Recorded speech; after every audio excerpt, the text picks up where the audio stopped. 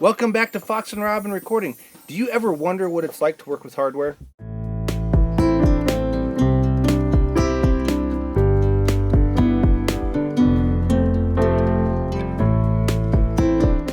So I asked the question, do you want to know what it's like to work with hardware? And normally I would show you a piece of hardware, something that I've got on the desk here, or I would, kind of pull up a gear review, something like that. That's not really my intent with this video. It's sounding really thin, so I thought, okay, I'm going to plug it into this other mic pre, which is kind of a Neve-esque mic pre. It's the Warm Audio WA73 EQ. It's got a 3-band equalizer, it's got a high pass, it's got Phantom. It's got everything that you'd want in a piece of hardware, especially in a mic pre. Now, I plugged that in and I was like, man, this still isn't quite sounding right. So I thought, you know what? I'm going to use the EQ. And the EQ, I got it, I'm set, and I'm still like, what is going on here? Stuff's still not quite working right. I'm trying different stuff, different microphones, and it got me thinking, if you have a piece of hardware that it's not sounding right, it's either one, broken, and I'm thinking, oh great, my new mic pre that I just got is broken. No, that's thought number one. Thought number two would be there's something wrong with the signal chain, either the source or the mic pre or converter or a cable or something in there. And those are my first two thoughts. I'm like, okay, cool. And then another thought popped into my head. The third thought is I just need to work harder at what I'm trying to get. The sound isn't there initially, and we want it to sound great before it goes in. And I was like, that's it. That's the thought. That's the third option. None of this is broken, especially after trying different cabling and patching. We found out that the hardware's working fine.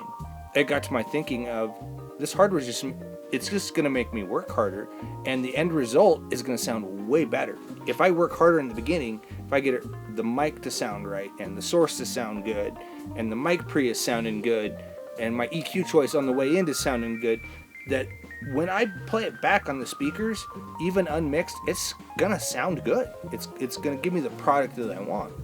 And I feel like we have kind of moved away from that in the world of AI and all this stuff that's kind of coming down the pipeline. Is we're just gonna let AI and the software do it after we record it. Get it right at the source. Use hardware to make it sound good. That's my thing here. Is I'm going to use the hardware to make it sound good before it hits the computer and comes out of the speakers. I want it to sound good like it's going to sound on the record. All I have to do is maybe adjust some levels here and there. I don't have to reinvent the wheel by re-EQing it or recompressing it. Now, I'll still compress it on the way in sometimes, but most likely it's going to be done in the box, or it's going to be done through one of my hardware inserts in the desk here that I've got, and which is also hardware. It's all hardware. I've got compressors and stuff in the desk here that I use to mix back on. And it makes me feel better turning a knob, but I also like that doing that work before the fact is helping me get the sound. Plus the artist can sit here and basically just listen to what it's potentially going to sound like after it's mixed. Like they're not having to guess. It's not like, oh yeah, don't worry, it's going to sound way better once we get it mixed. No, it's like, this is what it's going to sound like potentially when we're done. And we have less of that happening in the AI world. And I just encourage everybody to start thinking that way. Using hardware, using EQs. They don't have to be fancy. You could get a cheap parametric EQ from Music Go Round or your used marketplace. You can get something like that, or something that's like graphic EQ, something to just kind of help you tone shape on the way in. It could be a guitar pedal. Use a guitar pedal to tone shape stuff on the way in. Just try things before they go in there, so you know that when you mix back, it's just going to be maybe some fine tweaks here and there. I do find if I do that, the mixing goes better, goes quicker. Just some things to think about. Another thing that I kind of want you guys to think about is, you guys watch our videos. Everybody's watching our videos, and we're super grateful for that.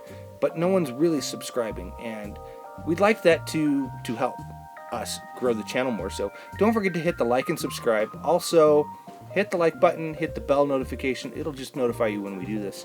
And we're going to be rolling out more videos like this, where we just think about how things are done in sessions. And a lot of these thoughts are coming up from sessions we're having here in the studio. Just more thoughts on that. Speaker choice, speaker placement. We've got some new stands that we're going to be reviewing here.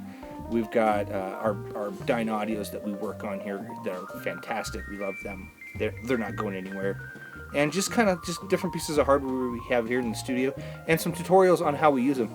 The hardware, it'll help you. Ultimately, it'll help you.